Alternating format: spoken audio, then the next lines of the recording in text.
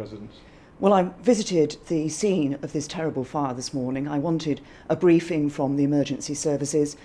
They've been working tirelessly in horrific conditions, and I've been overwhelmed by their professionalism and their bravery. I heard stories of firefighters running into the building, being protected from the falling debris by police officers using their riot shields, and we thank them, all our emergency services, for the incredible work that they have done.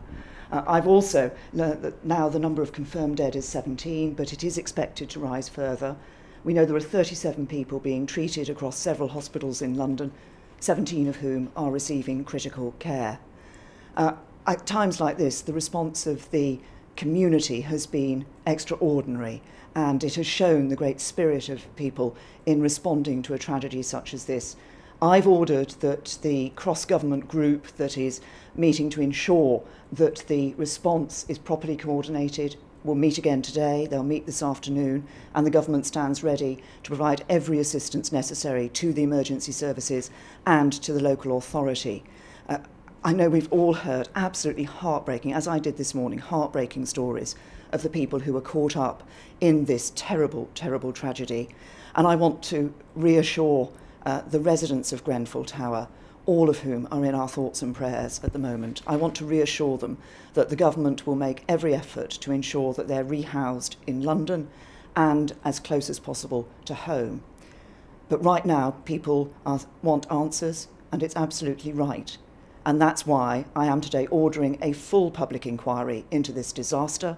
We need to know what happened. We need to have an explanation of this. We owe that to the families, to the people who have lost loved ones, friends, and the homes in which they lived. In that quest for answers, some people are wondering whether the government's decision to delay the publication of the fire safety report might have contributed to this disaster. And can you also guarantee to local authorities that there will be extra money for sprinklers in existing high-rises? What we need to do is to ensure that this terrible tragedy is properly investigated. That's why I'm ordering a full public inquiry, so we can get to the answers, we can find out exactly what happened and why it happened.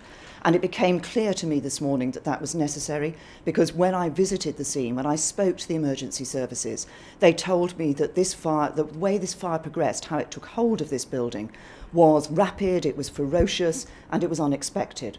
So it is right that in addition to the immediate fire report that will be produced, and any potential police investigations, that we do have a full public inquiry to get to the bottom of this. Why did this happen? People deserve answers. The inquiry will give them.